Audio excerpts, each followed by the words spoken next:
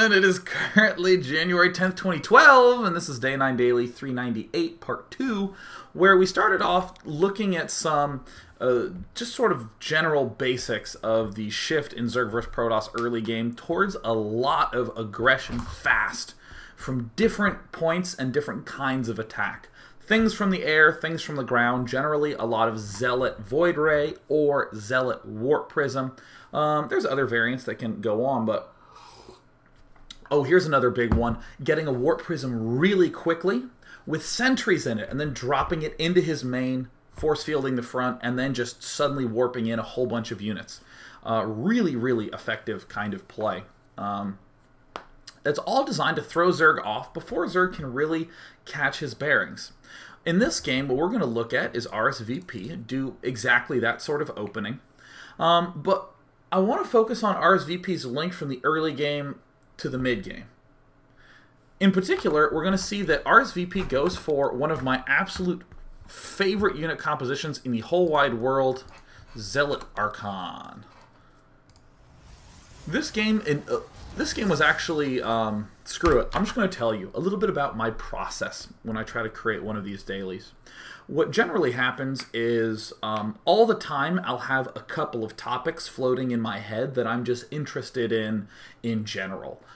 Something, you know, like, I don't know, Marauder-based openings in Zerg vs. Terran, or Terran vs. Zerg is something I've been thinking about a lot lately. And every time I see a replay, maybe it'll stick, maybe it won't. Zealot Archon's been kind of floating in there, just sort of in the back from a long time ago. And then I watched RSVP do this very fun, modern opening, and dKiLLeR defended it really well. And I was like, whoa, that was a nice defense. And then RSVP transitions into Zealot Archon. And I was like, oh, I love that unit composition. And this happened earlier in the day, probably around 12:30. And this is where I thought to myself, I wonder if there are any other similar games to this where I can kind of do a compare and contrast. And thus began a 6-hour journey of a complete inability to tie anything together into something coherent. And that's what we have right here before us. Yeah! Woo! Ordinarily, I can sort of bring it together into at least something that is 1 or 2 replays or something lean. Not today. Totally not. Frickin' exercise. I suggest removing all other things from your schedule if you want to exercise. It will annihilate your ability to focus. Or it'll just make you sleep all snugly and well. I did want to note, we've been looking at a lot of air... I'm still going to put that off. Alright, I'm still going to put that off. Because I'm weird. Oh, and of course, let me just note for the record that RSVP's stream is up a lot. He plays in those Playhem dailies all the time. And, of course, if you like tuning into good players, you should tune into RSVP! Yeah. Alright, here we go, RSVP. Gonna go ahead and get the cybernetics core down. It's a little bit late. Oh, it's after the 6-minute mark, but whatever, look at that. Getting the Stargate up, and ladies and gents, it is time to witness 5, count 'em, 5 chrono boosts on that there cybernetics core. And as we're getting increasingly close to the cybernetics core finishing, we build more gateways. Now, we're going to see RSVP be quite aggressive about building these forward pylons. One other fairly important thing to note, RSVP actually, I don't think even... Has he built a Zealot this game? Yeah, he built 1 Zealot, not the traditional 2 that we see in this matchup, and this allows him to get this Stargate up a little bit more comfortably. And then slowly adding on them other dudes. Those other assimilators. I figure I should be more specific than dudes in order to be respected as a strategist and an analyst. He is building 2 dudes. No, he's building 2 assimilators. Details are what make me so special. All right, good, excellent. The one thing I would note that with all this very modern PvZ style openings, be very aggressive with your forward pylon placement. Don't be timid, don't be shy, do this sort of junk. Tactics that you want to go for, pylon here with vision or with radius up here, and then send the Void Ray in, do warp-ins there. Because of the fact that RSVP is so close, he can just do this warp-in action right here. You're noticing some kind of scary good timing, some spooky timing from Mr. killer, being able to not only have enough lings up, but also some backup roaches, being very careful with them. Did not even stay to finish that engagement up. Now, this is where things got a little bit interesting for me. What we're going to see here is that this is a transition into Zealot Archon. And suddenly I was thinking, man, like this Void Ray action as well, this was, long ago, in a most basic sense, the standard lead-in to Zealot Archon. It was very hard to just go Zealot Archon, because if you just went straight for Zealot Archon, what happens? A Zerg player starts building some roaches, sees you're going Zealot Archon, keeps building roaches, and then kills you. Alright, good. And for any of you who are wondering, yes, I've tried it, and it is that straightforward. They just get so ridiculously many roaches that it can be a little bit struggle bearish. So what players started to do was start to do this sort of Stargate thing. Force our Zerg to make something anti-air, like Queens, or in particular, make themselves some Hydralisks. That's exactly what we see happening in this game. But Protosses are starting to say, well, wait a minute, Void Rays are just damn good units, let me go ahead and keep making them. And suddenly, we see killer under a lot of pressure. Look at the killer cam. Killer can't even really step forward, because the instant he steps forward, he runs the risk of running into all these Void Rays. Now, RSVP did blunder a little bit by losing one Void Ray, almost two, but in the meantime, getting Storm, getting gateways up. Looks like we have Zealot legs going up. Not a ton of gateways. I'm not saying that's necessarily good or bad. I'm just making an observation.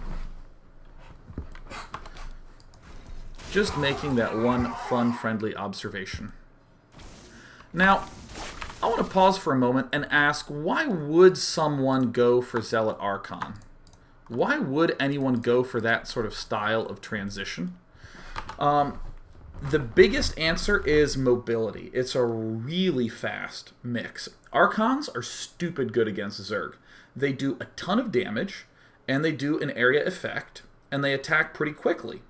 And they're very gas inexpensive, they're very gas expensive, but they're very mineral inexpensive. So you can end up popping in a few extra Zealots. It's a little faster and easier to get than a Colossus force, because with the Colossus, you need to start getting a good amount of Colossus up, like probably at least 2 with range, and with the Archons, and with the Colossus, that does take a good bit of time with all the chrono boosting and all that jazz, but Templar are really quick on the recharge. If you actually just look, they don't take 5 seconds, but they do take 40 seconds for a high Templar. And considering the amount of gateways that you have, whereas you'd only have 1 Robo, or maybe 2 against a Zerg, you can get the Archons out really, really quickly, all of a sudden. And you have this super mobile force. So that's probably the main reason that I like it. The second main reason we like it is because it makes us feel like Bisu. Cool, right? Everything clear? Excellent. I'm not, though, the biggest fan of getting Storm. That is the big problem that I'm sort of like starting to feel here. This moment in gameplay was kind of funky. I wish I could skip this part and come back, but I don't quite think that I have the time to. But we see this tragedy occur. Not quite enough units for Camp RSVP. He does have some things here. His Void Rays are over here trying to do some sort of permanent damage, but there's a few too many units, and look at the energy on that. It's kind of some easy transfuses. And especially when killer, again, so smartly presses his advantage here. We get some Storms off. Doesn't do as much damage as we'd like. But as we can see, the Void Rays, at the very least, we can claim comfortably the Void Rays are really important in being able to defend. This moment in gameplay bothered me a little bit. Let me talk about these Void Rays and how they just felt to me here. In general, when the Void Rays were parked right outside here, there was this feeling of a loose contain of killer. Void Rays are really good in these direct engagement kind of things, but if we want to put pressure on, it makes it hard for us to defend with this sort of small amount of Zealot and a few Templar. I'm not the biggest fan of that. I want to be able to get my third up and feel great. And obviously with the Hydra play by dKiLLeR, obviously shoving everything back makes things a little bit difficult. But at this point in time, this is the sort of moment that would make me feel like, oh damn, Zealot Archon stinks, but the instant we get some good storms off, we start feeling really good about ourselves. That was not very close at all, and especially because Zealots are so inexpensive, you can warp in a bunch of them ultra stupid quickly. Ends up being pretty strong. But we see still more Void Rays being produced by RSVP, trying to really lock down, hold things very well. But here's another moment that came up that kind of made me be like, my Void Rays are annoying me. We see the Void Rays kind of doing some tickling damage here. I'll actually back up and demonstrate the amount of damage that these Archons can do, but just sort of be aware of these Void Rays are kind of... These roaches don't really get affected by that. We're going to see this happen again and again and again in these games. We're seeing a lot of yellow appear pretty quickly up here at the front. The Zealot count is quite low for the amount of Zealots that you could have, but every Archon shot, just note that it does a pretty substantial bit of damage. Just not the biggest fan of Storm in these small numbers. Speeding it forward just a little pinch, just a smidge. We see the Observer Void Ray trying to control the space a little bit harder, not having the biggest efficiency with it. The Void Rays suddenly have stopped having as strong a purpose as we may want them to. I think this is the moment where a big attack occurs. I may be wrong. Yeah, there's some storms here, but he just burrows and safely exits. I've sort of briefly gone through that game. I like the Zealot Archon mix in general. Just kind of as a general mixture. I'm a fan of it. If you watch the game that I did of Xenoweira versus... Not Xenoweira. Liquid Xenio. Whoops, wrong game. Whoopsie daisies. A good old Warcraft 3 reference there. In Liquid Xenio versus Wulong Storm, we do see a Zealot Archon mixture being quite effective. But there's this one game I wanted to show from way long ago. This is what popped into my head. This game is a game from Complexity's Cruncher, a player I love to watch play. From the NVIDIA's GeForce tournament. He's up against Golden Fo Yu. This is a very, very old, ancient game. And this, in my eyes, is gonna show two things. It's gonna show both the ancientness of, or the ancient PvZ style, but it's also gonna show some interestingly powerful Zerg vs Protoss. I'm gonna do a little bit of compare and contrast between old and new now. Building placement, normal, timeless. This is a timeless building placement. We want to make an effing wall. Boom. We see Bitter Cold. Again, a little bit of an ancient relic of the past when everyone went for Zergling speed first before they expanded. Now, only sometimes is that the case.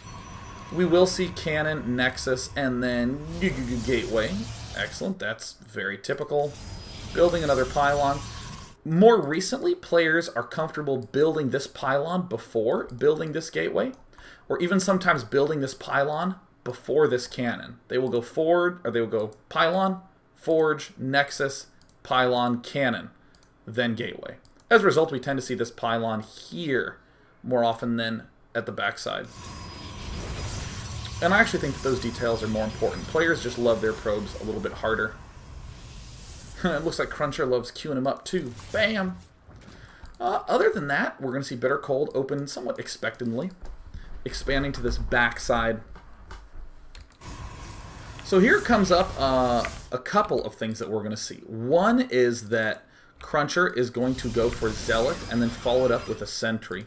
More traditionally, if a Protoss player scouts here and sees an Expo at one of these two places, he will not build this Sentry. That's a more modern thing.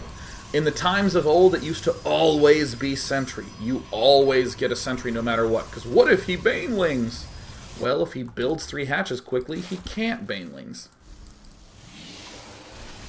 Here is the old school style of air. And the one thing I've been hesitating to bring up again and again and again and again and again and again is that I did do a daily on OGS MC's air style in Protoss vs. Zerg, day 9 daily 323, I think it was.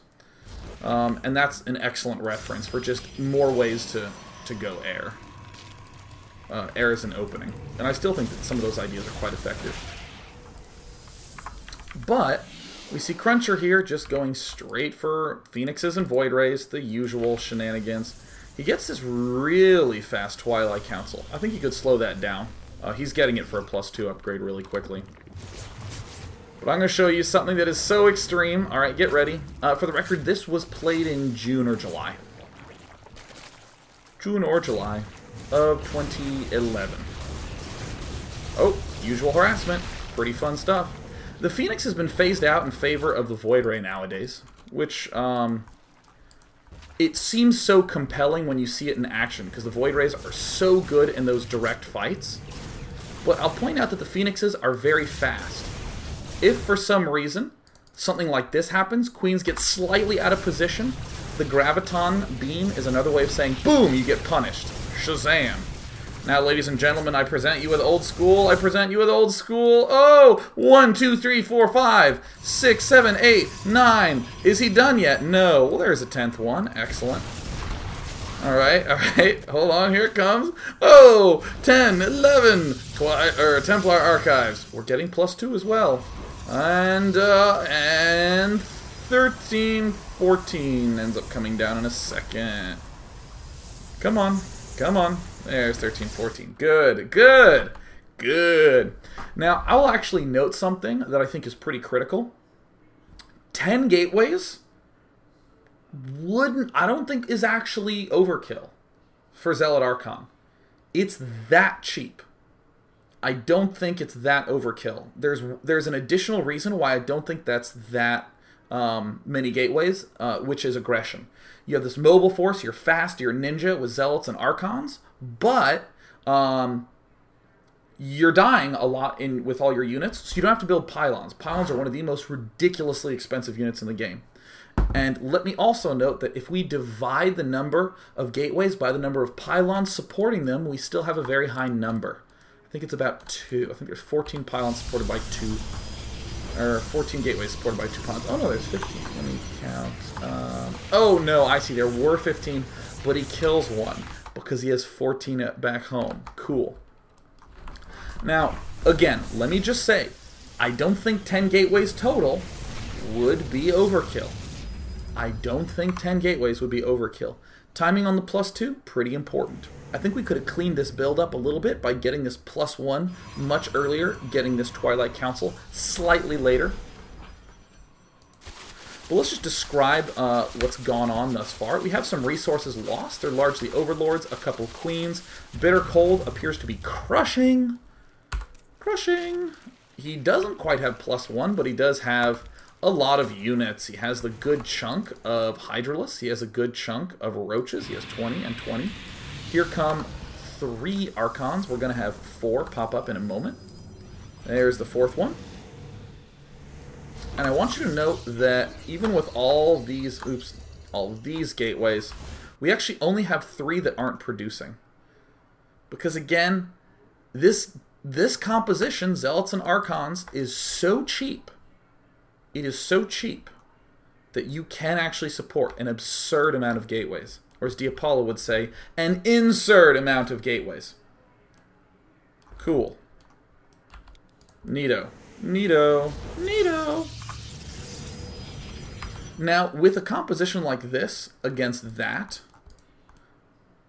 this is what started to really blow my mind when I would watch Cruncher a lot. Is that this looks pathetic compared to that.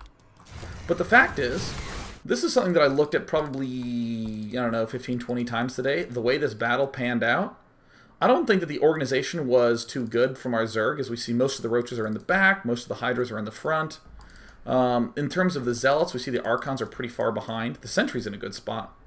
But immediately it matters not so much that these Hydros are in a bad spot, because the Phoenixes are able to just disable huge numbers of them.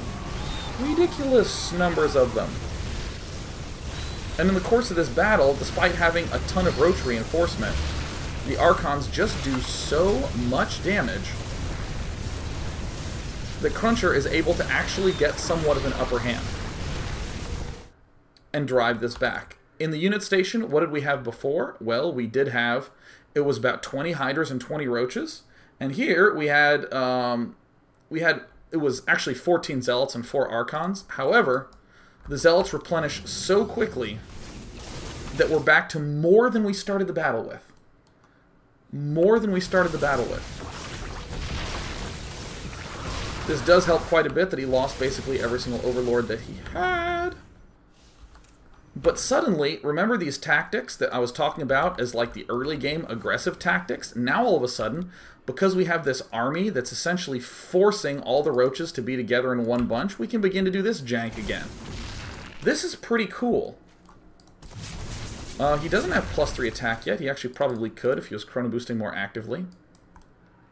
But we see another huge engagement about to happen, and we're going to see basically a complete one-sided wrecking.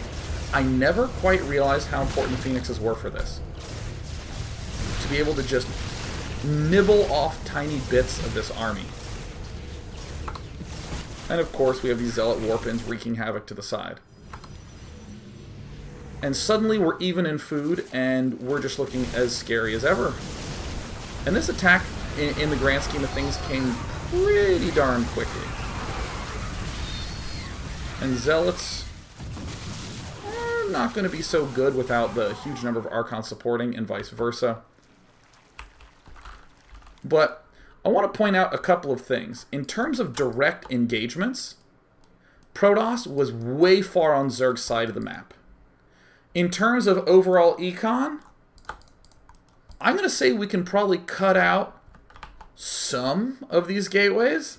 I'm going to say some is reasonable to say, and we could use that extra money to build an expansion. For literally the last it's been about 4 minutes. Yeah, at the 14-minute mark, right here we had an army enough to where we could build this Nexus. I think that this is very much so a little bit of a sloppy play, that Cruncher for a full 4 minutes was not expanding and was just sort of rally-ho. And he's completely messed up Zerg over here. He's pushed Zerg back. Zerg doesn't have any units here anymore because he's been pulling all his drones. And Cruncher's in a very obviously good position. And things like Fungal will help, but things like Cruncher having taken an expand will help. These are all things that will help contribute to his overall game plan. But it's that. Here's one of my conclusions for the day. In terms of a Zealot Archoning army, I'm really excited to see that Air plus Zealot, like Void Ray and Phoenix plus Zealot, is a really popular just general opening in modern PvZ. We saw RSVP have some struggle time in the middle bit of that with the huge attacks, but it makes me wonder if there's some way to take the modern opening and plug it into kind of what Cruncher was doing. Could potentially be something threatening and scary, and I think that's pretty cool, because Zealot Archon, what's weird for me is how important the Phoenixes ended up being. Please watch the Xenio versus Wulong Storm game, and you'll also see a Zealot Archon Void Ray mixture. But what generally ends up happening is all the Zealot Archon dies, and the Void Rays stay alive. And even though Void Rays are great in direct engagements, I'm still worried about a whole bunch of Roaches that end up swinging in and trying to do damage, picking us off, pushing us back. What I finally want to do at the end of this is I want to look at the Zerg player in part 3 and see just a fantastic defense by dKiLLeR as he holds that off, and sort of how he plays it off through the whole game. Because I know I've been getting a lot of feedback in the Tuesday at day9.tv, as well as the feedback at day9.tv. A lot of people are saying that they just die by 10 minutes as Zerg against Protoss to all this sort of stuff. They just straight up die. So I love that dKiLLeR is here to give us an answer to not straight up dying. Woo, baby! Alright, I'm done with that. Yes, excellent. I am going to do a break, and I'll be back in 2 minutes. And I'm going to do a short part 3. Yeah.